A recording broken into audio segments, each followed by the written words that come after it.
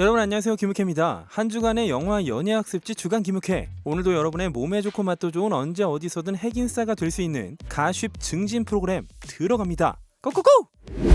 오우, 브리트니 스피어스가 짠 남친 저스틴 팀벌레이크를 깠네요. 얼마 전 브리트니가 인스타를 올렸는데 자기를 배신한 사람들의 리스트를 적었다죠. 물론 지금은 삭제되고 없습니다만 박제는 요렇게. 일단 첫째로 배신자 물망에 오른 건 엄마였습니다. 우리 엄마는 내가 가장 필요로 할 때 책 쓰는 데만 정신이 팔려 있었어. 왜냐고? 명성을 얻고 싶었기 때문에 라고 비판. 하하, 브리트니의 어머니는 2008년 딸이 파파라치에 시달리며 정신건강을 위협받던 그 시기에 브리트니가 경험한 모든 일을 Through the Storm, A Real Story of Fame and Family in a Tabloid World 라는 책 한 권에 담아 출판을 했었죠. 그 다음이 바로 저스틴 팀벌레이크였습니다. 브리트니는 저스틴에게 얘는 내 이름과 나와 있었던 일들을 상기시키며 내가 자기에게 몹쓸 짓을 했다는 내용을 1집 앨범으로 만들었지 라고 말했는데요. 1999년 세기말부터 2002년 한국의 월드컵 언저리까지 3년간을 사귀며 전세계의 뜨거운 주목을 받았고, 저스틴은 헤어짐의 원인이 브리트니의 바람기였다는 식의 발언을 했을 뿐만 아니라 자기 앨범에 수록된 곡 크라이미 리버에서는 여친에게 배신당한 남자의 심경을 담았는데요. 뮤비의 브리트니를 쏙 빼닮은 대역을 출연시켜서 브리트니가 바람을 피웠고 자기가 버림받은 양, 그런 연출을 한 바가 있었죠. 얼마 전 있었던 윌 스매시, 자세한 내용은 이 영상 한 편에 다 담겨 있습니다. 아무튼 사건이 발발한 아카데미 시상식 당일 나무주연상엔 피터 파커, 앤드류 가필드도 노미네이트 되어 있었죠. 그 이후 그의 반응 한번 보시죠.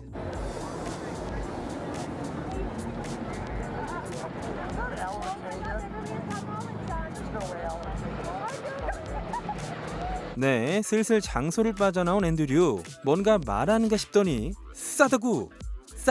싸다구를 재현해 보이고 있습니다. 그 밖에도 요렇게 시상식장에서 휴대전화로 어디론가 메시지를 보내고 있었는데요. 앤드류 가필드가 멀티버스의 피터 파커들에게 너네들 유니버스에서도 윌이 크리스를 쳤는지 확인하고 있는 게 아닐까 싶네요. 아무튼 오스카까지 가서 트윗을 보고 텍스팅을 했던 앤드류. 이 형은 진짜다. 그런가 하면 얼마 전 앤드류가 여친 알리사 밀러와 헤어졌죠. 발렌타인데이 직전 말리부에서 테니스를 치는 모습이 공개되고 얼마 전엔 레드카펫 데뷔도 했는데 말이죠. 사실 공개만 최근에 되었을 뿐 사귄 지는 좀 된 상태라고 하는데요. 일이 서로 너무 많아서 스케줄상 만날 수가 없었고 사귀면서 서로 다른 점들을 발견하면서 이젠 헤어지는 게 좋겠다고 판단했다는 관계자의 전언이 있었습니다. 알리사는 과거 2014년 제이크 질레날과도 사귄 적이 있었는데요. 또 여기서 보네요. 아, 그리고 올해 초에 앤드류가 조시 홀로위츠의 팟캐스트에 출연해서 재밌는 일화를 들려줬는데요. 어스파에서 함께 연기한 엠마 스톤이 앤드류한테 스파이더맨 노웨이 홈에 나오냐고 계속 문자로 묻자 앤드류는 계속 아니라고 둘러댔고 정작 엠마가 영화를 보고 나서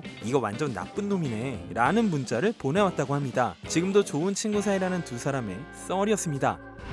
짐 캐리가 영화계 은퇴를 시사하는 발언을 해서 화제죠. 무려 자신의 신작 영화 홍보 인터뷰에서였습니다. 한번 보시죠. I am doing NFTs though, by the way, if anybody's interested. I have a website landing in April, and it's called Magic Hour, a mix of painting and spoken word that delves into my existential musings.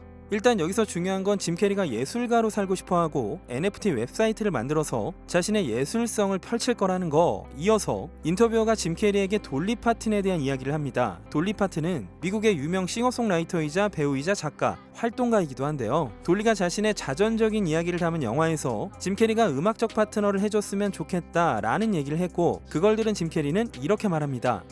I have not heard that. Well, I love Dolly Parton. I think Dolly Parton born in different eras, and it's a terrible shame. It's a lovely thing. Well, I'm retiring, but yeah, probably. Are you being serious or are you screwing with me?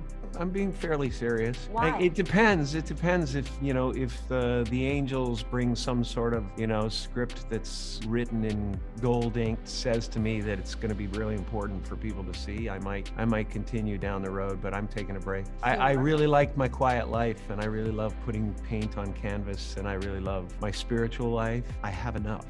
I've done enough. I am enough. 네. 전 간만에 짐 캐리 인터뷰를 즐겁게 볼 수 있겠군 싶었는데 보고 나니 좀 슬펐습니다. 이렇게 조용히 진심을 털어놓는 짐 캐리도 오랜만에 봤고요. 짐 캐리가 자기 속내를 비칠 땐 이렇게 잔잔한 미소를 보이는 특징이 있죠. 또 한 가지 슬픈 건 그럼 은퇴작이 소닉2가 되는 거잖아요. 혹시 못 보셨다면, 그리고 이 배우를 더 알고 싶으시다면 영화 트루먼 쇼 이터널 선샤인을 꼭 보시길 권합니다. 정말 레전드 영화 중에 하나였던 식스센스에서 이 꼬마 배우 할리조의 로스먼트 기억하시는 분들 계실 텐데요. 지난주에 전해드린 브루스 윌리스의 은퇴 소식에 이제는 완전히 아재가 된 할리가 장문의 메시지를 올려서 화제입니다. 제가 늘 존경해온 분이었는데 적당한 말을 찾기가 힘드네요. 브루스 윌리스는 약 반세기에 걸친 놀라운 커리어로 우리의 인생을 풍부하게 만들어준 진정한 레전드였습니다. 제가 그분을 직접 목격할 수 있었던 것, 그가 쌓아올린 방대한 작품들을 앞으로도 계속 볼 수 있는 것에 감사를 표합니다. 라고 심경을 밝혔는데요. 이 영화의 감독 M. 나이트 샤말란도 나의 형제 브루스 윌리스에게 사랑과 존경의 마음을 바친다. 가족들이 그를 감싸주고 있다는 걸 알고 있다. 그는 어린 시절 내 방의 포스터 속에 있던 배우였다. 언제까지나 그는 내게 그런 영웅이다. 라는 메시지를 올렸습니다. 마블 영화에서 참 보기 좋은 콤비였던 두 사람, 크리스 에반스와 스칼렛 요한슨이 최신작 프로젝트 아르테미스에 동반 출연한다는 소식입니다. 영화의 상세한 사항은 아직 밝혀진 바 없지만 우주개발 경쟁을 테마로 한다는데요. 영화 마션의 원작 소설을 쓴 작가 앤디 위어의 또 다른 소설 아르테미스가 떠오르기도 하고, 몇 년 전 트럼프 행정부가 다시금 시동을 걸었던 달 탐사 프로젝트인 아르테미스 프로그램이 연상되기도 하는데요. 이 영화가 글쎄 디즈니가 아닌 애플 TV 플러스로 나온다죠. 제작비는 1억 불에 달하며 감독은 넷플릭스 드라마 오자크의 주연이자 감독인 제이슨 베이트먼으로 확정이 됐고요. 각본은 댄 길로이와 배우 르네 루소의 딸인 로즈 길로이가 작업합니다. 이 두 배우는 스칼렛이 17살, 크리스가 19살 때 퍼펙트 스코어라는 작품을 통해 만나 친구가 되고 지금까지 인연을 이어오고 있는데요. 이 어린 시절 두 사람이 함께 있는 듯한 사진은 페이크입니다. 많은 마블 영화들 이후 프로젝트 아르테미스와 더불어 두 사람은 또 다른 애플 영화 고스티드에서도 동반 주연 계약을 마쳤습니다. 앞으로는 사관에서 좀 자주 볼 수 있을 듯 하네요. 아이고, 이게 누굽니까? 간만에 전까니의 현예 소식입니다. 미국 최대의 야외 음악 페스티벌인 코첼라 페스티벌, 4월 15일부터 2주 동안 개최되는 이 행사의 사흘째인 일요일의 헤드라이너였던 카니가 중도 하차했습니다. 이 하차 발표가 공교롭게도 카니가 이번 그래미에서 최우수 랩송상과 최우수 랩 퍼포먼스상 두 부문을 수상한 다음 날에 있었죠. 앨범 오브 더 이어에도 노미네이트된 카니는 정작 그래미상에 참석하진 않았는데요. 이게 혹시 요즘 카니가 구설수에 너무 오르내리니 그래미 측이 상은 주면서도 무대엔 못 서게 한 거 아니냐 라는 의혹이 있긴 했었죠. 그리하여 카니의 대리인은 그래미 주최 측이 카니가 인터넷상에서 벌였던 행동을 문제 삼아 시상식에서 카니의 퍼포먼스를 금지했다 라는 점을 인정했습니다. 별거 중인 아내, 아직 이혼이 완전히 성립되진 않았으니까요. 다만 킴이 독자적으로 법원 측으로부터 스스로가 독신인 건 인정을 받았고요. 아무튼 별거 중인 아내 킴의 남친인 피트 데이비스를 인스타와 DM으로 괴롭히고 자신의 곡 이지의 뮤비에서 피트를 클레이 애니메이션으로 요렇게 재현한 바가 있기 때문에 이걸 본 킴이 또 엄청 극대노를 했었다고 합니다. 여기서 끝이 아니죠. 트레버 노아에 대한 나쁜 글도 논란을 일으켰고 헤이트 스피치와 괴롭힘을 이유로 인스타가 24시간 동안 카니의 인스타 사용을 중단시킨 적도 있었습니다. 그런데요, 카니 대신 코첼라에 출연하게 된 가수가 바로 더 위켄드. 이것도 썰이 있습니다. 일단 카니가 코첼라 헤드라이너로 받기로 한 돈의 액수가 800만 달러고 별도 프로듀스비로 50만 달러를 받기로 했다죠. 850만 달러면요, 한화로 104억 원이 넘습니다. 이 정도면 대충 미국 유명 가수들이 왜 그렇게 돈이 많은지 감이 오시죠. 그런데 더 위켄드의 몸값이 카니의 수준은 아닙니다. 그래서 코첼라 측이 약간 싸게 좀 딜을 치려고 했다는데 더 위켄드가 자기를 카니의 수준으로 대우해주지 않으면 손을 떼겠다 이렇게 나왔다고 합니다. 그래서 개최가 열흘도 안 남은 상황에서 코첼라는 울며 겨자 먹기로 더 위켄드의 몸값을 카니와 동일한 액수로 지급하기로 합의했다고 합니다. 그러니까 정리하자면요, 카니가 인터넷상에서 벌였던 일로 그래미에서 무대에도 못 오르고 코첼라도 강판 됐는데 이걸 더 위켄드가 쏙 먹고 몸값까지 올렸다는 해피엔딩.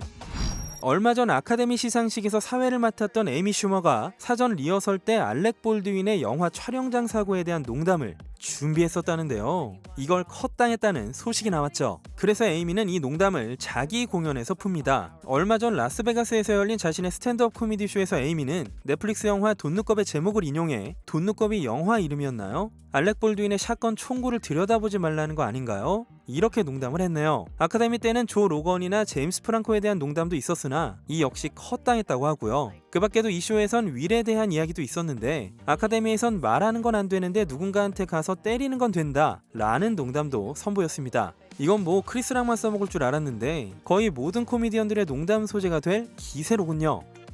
영국 음악판의 모두 까기 아재, 록밴드 오아시스의 멤버였던 노엘 갤러거가 해리 스타일스를 통렬하게 비판해서 화제입니다. 해리가 속해있던 그룹 원디렉션이 탄생한 계기가요, 오디션 프로그램 엑스팩터였는데요. 노엘은 이 프로를 두고 엑스팩터는 음악이랑은 상관도 없어. 거기서 만들어진 것도 다 그렇지.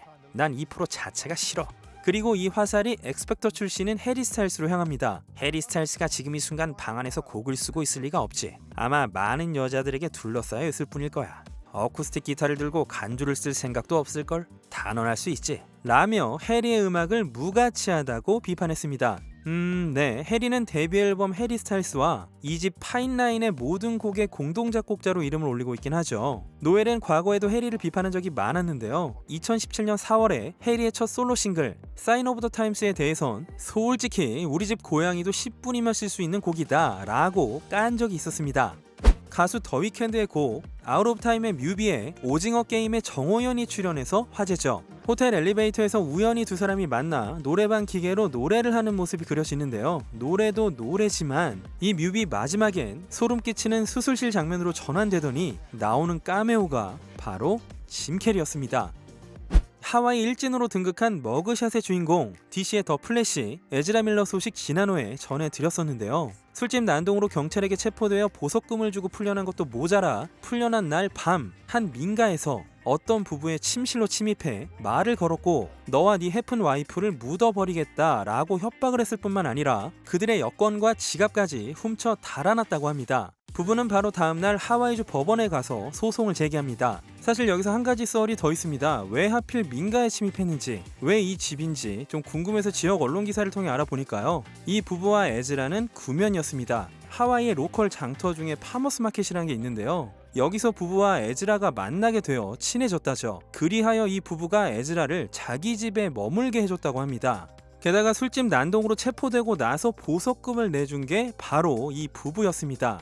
그래서 워너브라더스는 난리가 났다죠. 신비한 동물사전 3편에다 내년에 개봉할 DC 영화의 중대 기로가 될 더 플래시까지 워낙에 중요한 영화 2편에 출연하는 에즈라가 일을 저질렀다는 소식에 즉시 긴급 간부회의를 열었고 이 자리에서 만장일치로 에즈라 밀러의 모든 프로젝트를 중단하는 것에 합의했다고 합니다. 그런데 이 긴급회의 보도를 한 쪽이 롤링스톤지, 한편 IGN과 인디와이어는 긴급회의는 좀 과장된 것이고 그런 회의는 열린 적이 없다라고 보도했기 때문에 향후 스튜디오의 공식 입장을 기다려봐야 할 듯합니다. 아무튼 신비한 동물사전과 덤블도어의 비밀, 이 영화는 곧 개봉이니까요. 프레스토어나 프리미어에만 빠지면 대충 넘어갈 수 있을 것 같긴 한데요. 문제는 더 플래시죠. 이게 잘만 나오면 DC 부활의 신호탄이 될 수 있는 수준의 영화라 팬들의 기대가 컸던 데다 개봉도 내년 6월 23일로 잡혀 있는데요. 아마도 연기될 가능성이 큽니다. 요즘 DC 팬들 분위기가 나쁘지 않았거든요. 워너와 DC의 암적 존재들이었던 상부 물갈이가 되고 있어서 스나이더의 콜백과 멀티버스를 통한 리부트라는 희망이 샘솟고 있었는데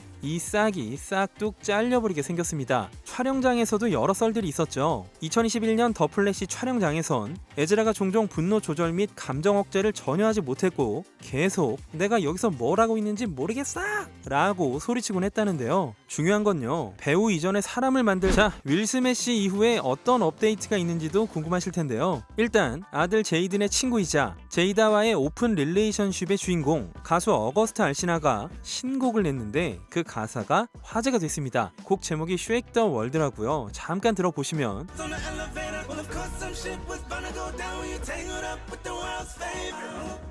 세계적인 인기 스타와 얽히면 뭔가 꼬이는 건 당연한 거야 라는 가사가 있는데 탱글드업이라는 요요요요 말이 딱 걸리는 이유가 뭐냐면요, 윌의 아내 제이다가 자신의 프로그램 레드테이블 토크에서 자긴 어거스트와 좋은 친구 사이라고 강조한 다음에 관계가 좀 꼬였다고 하는데요. 여기서 엔탱글먼트, 꼬인 관계라는 표현을 썼기 때문에 어거스트가 그걸 받아서 가사에 녹인 게 아닐까 이런 합리적 의심이 가는 부분이죠. 그 다음으로 윌이 소속사에서 잘릴 뻔했다는 소식이 있었죠. 아카데미 시상식 장엔 윌의 에이전시 대표들 3명도 와 있었다는데요. 소동 이후 회사 내 여러 사람들이 윌을 잘라야 한다고 주장했으나 이 중에 좀 힘이 있는 리처드 로벳이 그걸 막았다고 합니다.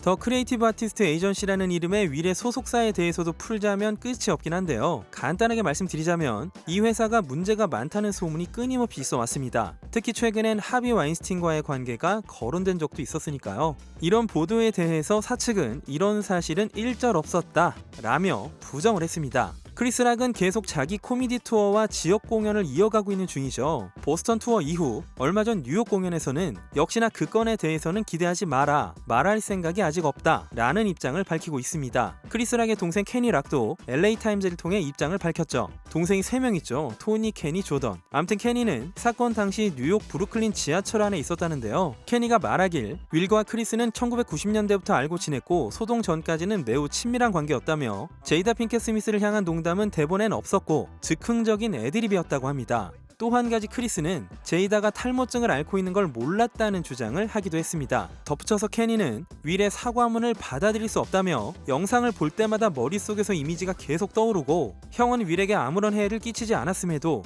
윌은 수백만 명 앞에서 형을 모욕했다고 말했습니다. 향후 윌의 커리어를 걱정하는 팬들도 많은 가운데 배우 우피 골드버그는 윌 스미스는 돌아올 거다 라고 밝혔네요. 그리고 이런 가운데 아카데미 시상식을 주최한 영화예술과학 아카데미가 이사회를 거쳐 윌 스미스의 처분을 결정했고 그에 따른 새로운 성명을 발표했죠. 이사회는 2022년 4월 8일부터 향후 10년간 윌 스미스가 아카데미상을 포함한 아카데미 이벤트나 모든 프로그램의 가상 또는 대면의 형식을 불문하고 출석을 허용하지 않기로 결정했습니다. 라고 말이죠. 그리고 이어서 크리스 락에 대해선 비정상적인 상황 속에서 냉정 침착함을 유지해준 크리스 락에게 감사의 뜻을 표하고 싶습니다. 또한 사회자, 후보자, 발표자, 수상자분들이 방송 중에 보여준 침착함과 우아함에도 감사를 표합니다. 라고 전했습니다. 윌은 이사회가 내리는 모든 처분을 수용할 것이라고 밝혔으며 그가 받은 나무주연상은 박탈 없이 계속 유지되기로 결정되었습니다. 그런 가운데 윌의 아내 제이다 핑켓 스미스가 자신의 프로그램 레드 테이블 토크에서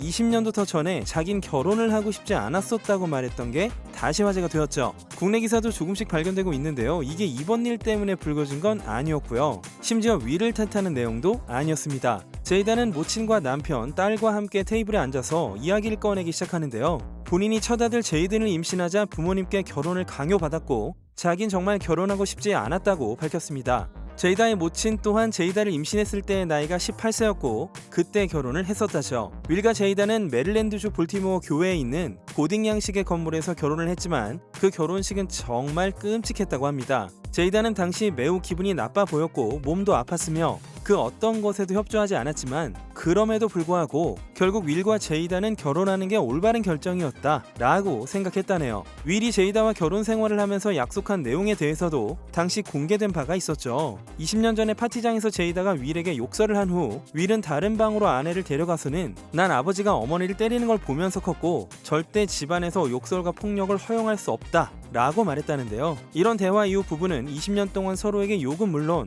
폭력적인 모습을 한 번도 보인 적이 없다고 합니다. 하지만 그 규칙은 어디까지나 집안에서 지켜지고 말았습니다. 조니 뎁과 앰버 허드의 캐삭방 명예훼손 재판이 2022년 4월 11일부터 열릴 예정이죠. 그런데 이 재판 미국 코트TV에서 생중계한다고 합니다. 코트TV는 범죄 법률 다큐 라이브 전문 케이블 채널인데요. 아마 공식 콤의 라이브 스트리밍 코너에서 볼 수 있지 않을까 싶네요. 그리고 조니 뎁의 재판에 대해서도 참 여러가지 소문이 많습니다. 영국 재판의 진위와 이 재판이 의미하는 것들, 조니 뎁이 미국에서 명예훼손을 걸고 최근에 법률팀을 강화한 것도, 앰버 허드가 이 재판을 기각하려고 애쓴데도 다 이유가 있습니다. 이 부분은 조만간 재판 전후로 영상을 준비해볼까 하고요. 과거에 제작되었다가 삭제된 영상은 곧 멤버십으로 공개하도록 하겠습니다. 그래도 끝은 훈훈한 소식으로 마무리해야죠. 키아누 리브스 57세가 여친 알렉산드라 그랜트 48세와 약혼을 준비 중입니다. 얼마 전 키아누는 LA 시내에 있는 핸드메이드 주얼리샵에 들어가 약 40분 정도 반지를 둘러봤다는데요. 여친 생일이 4월 4일이었으니까 어쩌면 이미 프로포즈를 했을지도 모르겠습니다. 두 사람은 2021년에 매트릭스 리저렉션을 독일 베를린에서 촬영하던 당시에도 늘 함께 있었고 알렉산드라는 키아누를 촬영장에 데려다 주거나 픽업을 해줬는데요. 존윅 4편에선 아예 촬영장에 동행하면서 키아누를 챙겼다고 전해집니다. 이젠 연인과 함께하며 새드 키아누와는 작별하고 있는 키아누 형의 행복을 기원합니다. 네, 오늘은 여기까지 하겠습니다. 요 새로운 졸잼 영상도 잊지 마시고요. 구독과 좋아요, 김효쾌가 열심히 일할 수 있도록 멤버십 가입도 부탁드리겠습니다. 네, 그럼 지금까지 주간 김효쾌 K였습니다.